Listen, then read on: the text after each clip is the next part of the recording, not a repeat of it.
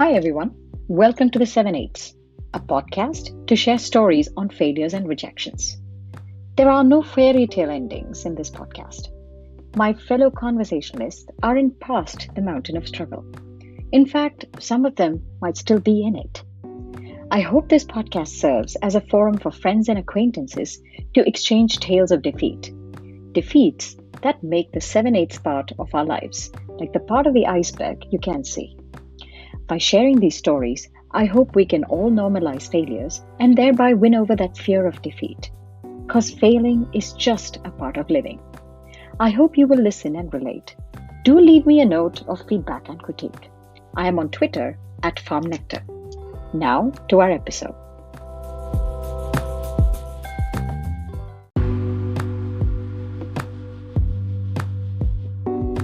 Welcome to Episode 7 of The 7/8ths.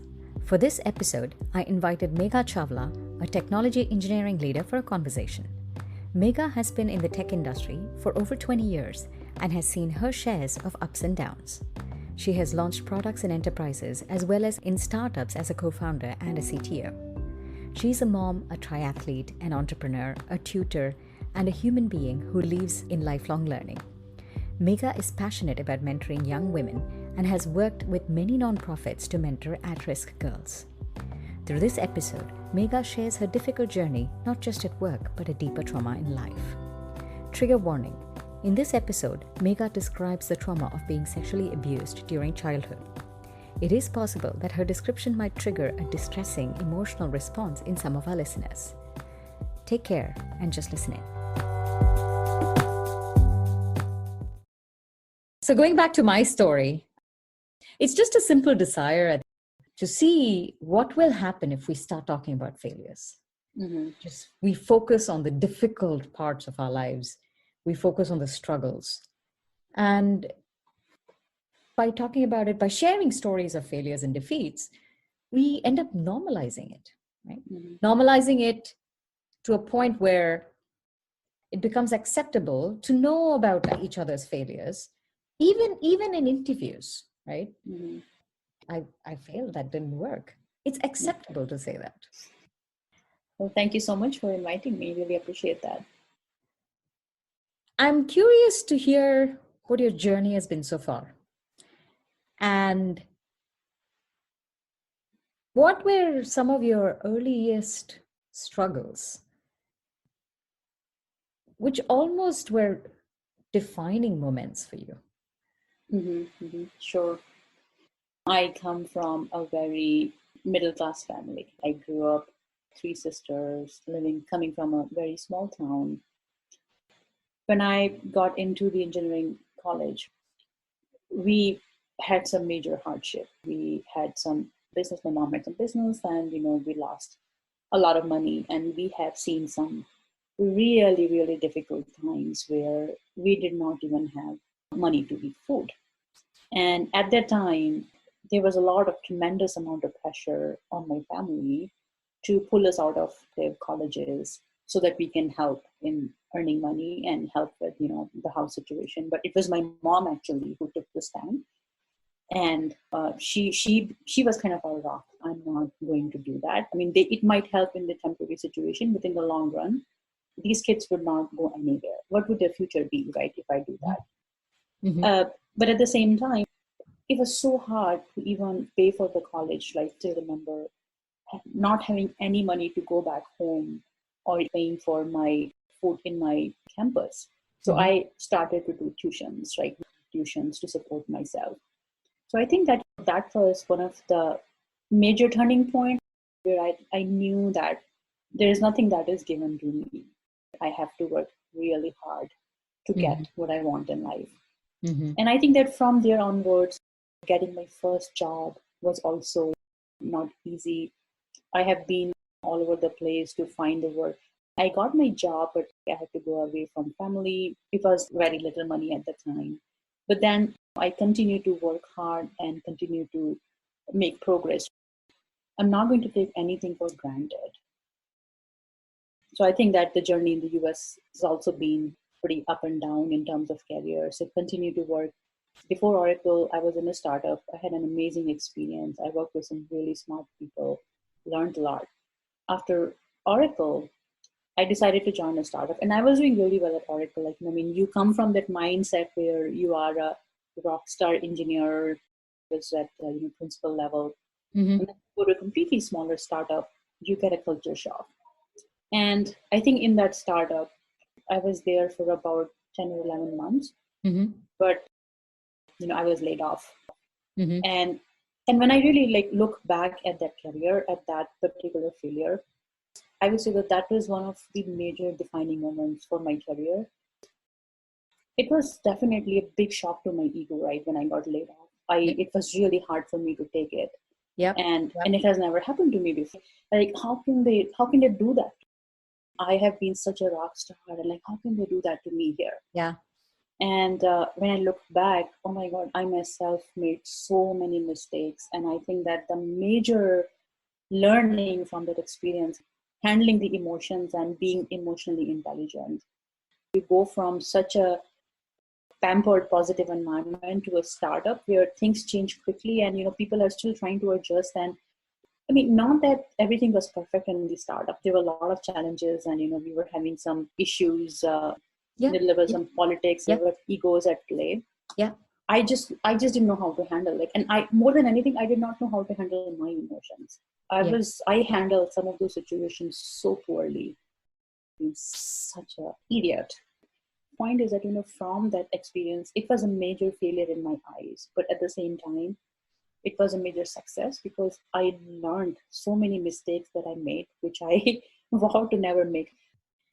So what I was going to ask of you is kind of walk us through what you experienced when you were let go, and how did you process that emotion? Did you do it right away, or did you say, hey, I'm not going to process this, I'm going to put it in the back of my mind? Because it's hard not to feel like you were at fault. Like I was at fault because I got let go. It's hard not to feel like a failure. And the more important thing is to learn to process that emotion and to recognize that like everybody goes through this. It's not that given the economy, on top of that COVID-19, many of us have been laid off. So any word, any experience that you can share, I think that'll be really helpful for all of us. Right. And, as I said, it was really, really hard for me because I left Oracle at the peak of my career, right? I mean, I left at a high note. Coming to this company and even doing my best job, I was let go, right? And at that moment, when I was told, I couldn't process it and I cried. It took me a long time to actually process that particular failure because I had never seen that kind of failure before. I have always left on my own terms. Yeah. This is the first time somebody said, okay, we don't need you anymore, right? And that kind of rejection is very hard to take. You used that word, man. I don't know if it is the failure or if it is the rejection part that hits you so hard, right? When you're getting laid off. Exactly. Your ego gets hurt, right? I mean, your ego is really bruised. But that was a really tough one. And I would say that, it took me a long time to process it. Like, I had bruised ego for a long time. And even for me also to process my emotions and start to slowly unwind. So first you have this frustration, you cry, you go through these ups and downs and everything, right? I mean, you need the time to do all of that, right? So that you can become more rational in your thought process also. Went through all of that emotion. Once it the initial shock is out of my system, then you start to think, okay, what is it that I did wrong? What is it I could have done differently, right? And then you start to see your issues as I made a lot of mistakes. And I think that that's where accepting those mistakes to myself. The first thing is that, oh no, I don't want to go there, right? You feel to yourself that, oh, I don't want to just go deep down and start looking at my challenges or my mistakes, right? You don't want to accept it even to yourself. So it took me a while to actually be honest to myself and talk through those mistakes that I made and learn from it. Okay, how could I have handled that particular situation differently? So I think it took me more than a year to process that and to accept reality. I still, like, when I think about it and I go back, I still sometimes feel a little sore. It's like, I you can have hear that, it in your voice. it's like, that's, you have that scar tissue, right? So I have that scar, but I'm going to be emotionally strong, and I'm going to be like more intelligent about how do I handle my emotions, not going to be very reactive about it. Yeah, that's very true. And thank you for sharing that, because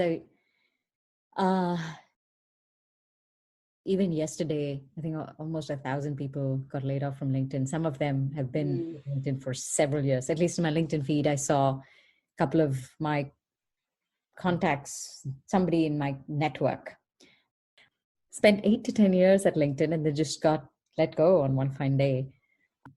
What you're sharing and being candid about, I think that's really helpful. Just helps us understand that it's okay even if it takes up to a year to process these emotions. B, process them as hard as they may be, process them. And then lastly, it's not going to go away. There's no, that scar tissue will be there. So just be prepared for it, right? Exactly. As you mentioned, right, you could hear it in my voice, even though it's been how many years now? Like, it was almost like 12 years. And I have had really good successes after that. But it's just that it still brings out those raw emotions. Let's talk about some of the hard and difficult failures or struggles in your personal life. And I mean, maybe you're still processing them, and maybe you have processed them and you're in a much better place now. And where did you go with them? How did you even handle them? Right. For personal, I won't say failures, but setbacks, you don't even know you have to process them, and you even have to talk about them. You try to cover them up. In my case, I was sexually abused when I was a kid, in my middle school to high school. And I didn't even realize at the time. And it was to a point now, when I analyze it and look back, it would probably be rape. It's almost punching me in the gut. So as soon as you said it, as a kid, you don't even know that, what is right or what is wrong, and what is normal, what is not normal. And as a kid, you don't talk about these issues to your parents. Now the time has changed quite a bit, and we make a lot of effort that our kids talk to us and we make them aware. But me growing up, there was no discussion of any kind. This family friend, he would pretend to take me somewhere, and then he would just do all kind of abuse.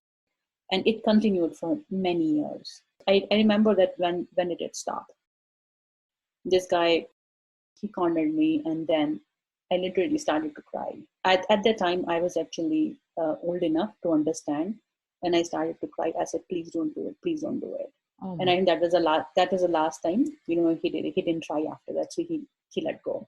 I have never really talked to anybody about it. I haven't told anybody for years. It's only a few years ago I told one of my sisters that this had happened. But they also didn't know how to react to it. And of course, they were sympathetic and all. They were shocked as well to hear. But after that, right, there is no discussion about it or any of it. And last year, when this whole Me Too movement happened, right, and that's when I actually started to come out and talk more about it. So I have mentioned it on some of the forums, and I think that it really helps me to relate women who have been a victim of some kind of sexual violence or in these situations. And I have met a couple of girls who have been sexually abused. I think telling my story, connecting, it really helps me gain their trust and connect to them at the level where other people cannot. So I think that I have processed my emotions, but at the same time, I use my story to connect to other people to see how I can help them and gain their trust and help them out to process their emotion. Mm-hmm. Mm-hmm. I know you kind of said, hey, that I've processed it and it's no longer, I don't have any emotions that are associated with it, but you called it a setback. So I'm kind of curious why you chose that specific term. Mm-hmm. Was there a period of time where you were held back because of the suffering? It was you suffering through it. Mm-hmm. Right. I think that there was a period of time where especially when I started to understand what's happening, what's going on, I started to feel terrorized. Every time I would see that person, I would get really scared. Yeah. And I knew that the kind of setup, the web this guy had created, Yeah. I had no option but to go with him. Yeah. So, and I had no choice. And I started to feel terrorized by that. Just the thought of it, like going and, what's going to happen and all that.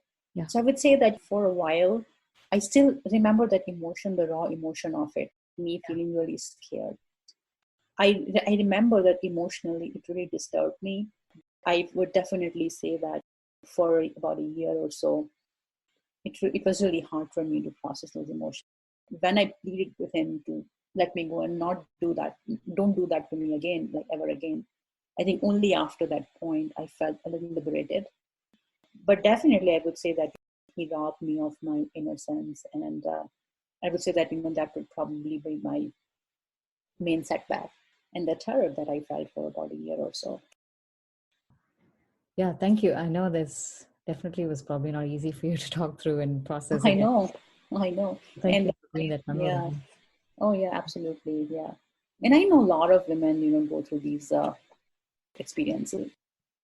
I kind of need a moment. It knocked the wind out of my lungs. But I also know, beyond all this, you were a co-founder. Running your own startup would not have been easy by any stretch of imagination. Mm-hmm.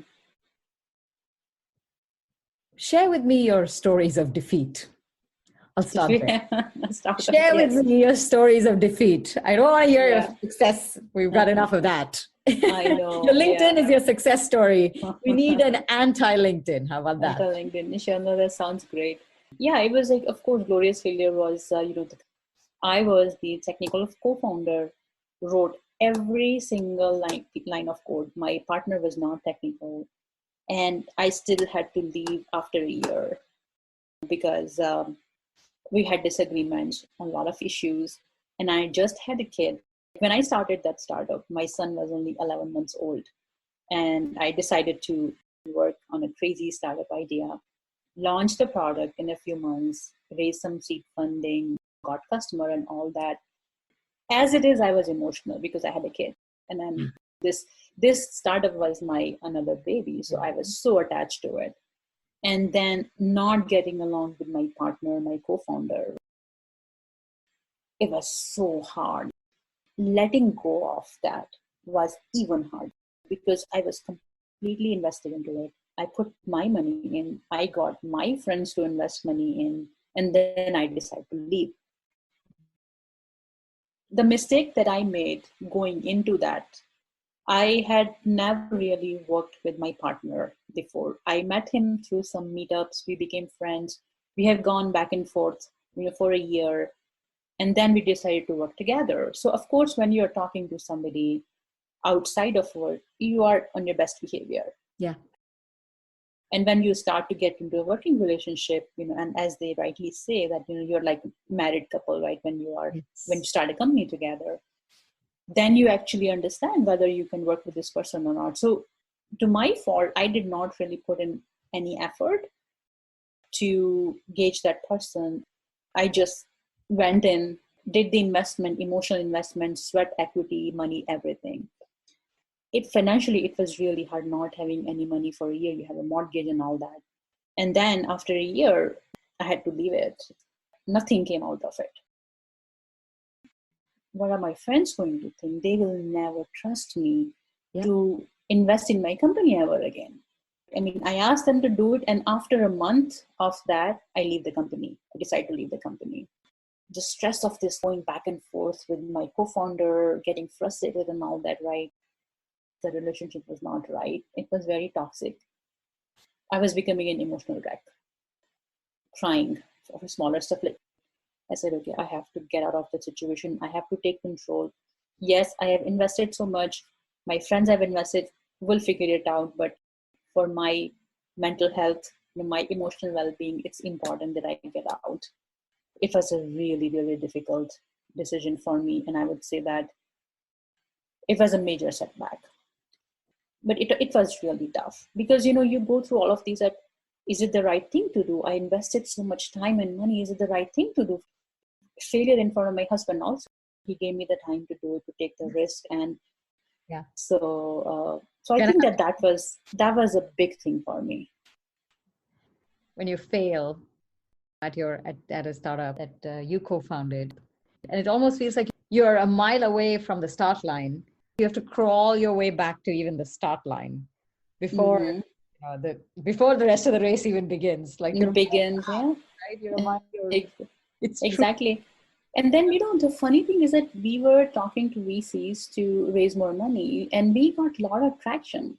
So it's not that product failed, product wasn't really doing well. We were having scalability issues because we had some good organic growth. It's not that the company failed, it's just that I decided to leave because I felt like it was a personal failure. I think the biggest thing has the friends who invested for years. I could not look my friends in the eye who invested into my company. It was so odd to meet with them and have a conversation with a straight face. The inside of me, oh my God, what are they thinking? Are they thinking that I took their money? Do they want their money back? Money, absolutely. That, okay, it was my failure that I decided to leave the company. But so it's like, oh my goodness, that was really hard. So I think that was the biggest learning, biggest failure. That's why, like, now when I'm trying to get back into startups, right, I'm being so picky about the co-founders, the partners that I want to work with. Yeah. Because I don't want to be in the same situation again. Yeah. I think through the conversations that we've had in the last hour, whatever, I hear you saying, I processed it. What is your view on emotional growth? We have a lot as a society, we talk a lot about IQ, much less about EQ. Mm-hmm. What have you learned, right, as you went through and you processed some really difficult incidents in life? Mm-hmm.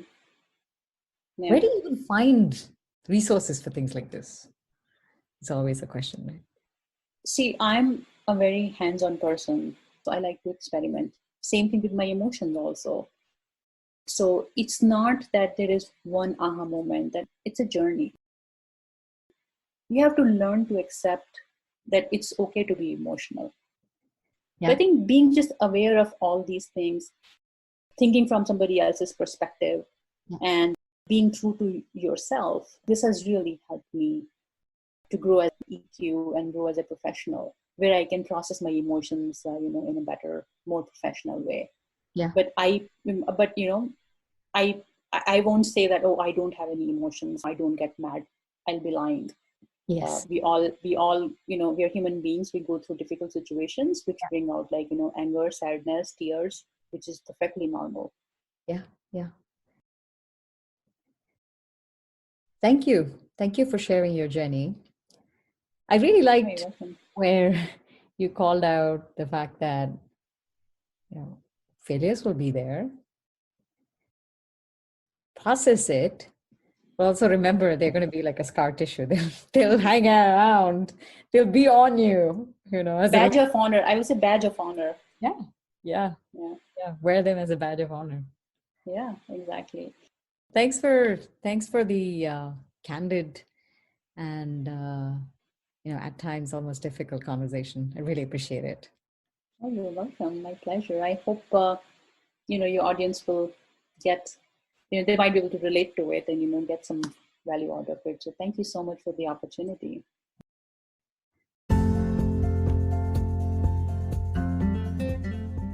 And that's how the cookie crumbles. Through my conversation with Megha, I was reminded of the importance of grit. Megha has taken charge of her life through sheer focus on moving forward. She has learned to process her emotions and is now focused on sharing her coping mechanisms to help out others in distress. She called out my attention to the strength of a higher emotional quotient and reminded me that it comes by only starting to be vulnerable. It is scary to be vulnerable, but it is crucial to open and to start talking about emotions and feelings that one doesn't want to. It is essential to process these emotions so that we don't drown in our own setbacks. This is the journey of life, guys. Thank you for listening to this episode. Do share your thoughts. I am on Twitter @FemNectar. Until the next conversation. Cheers, guys.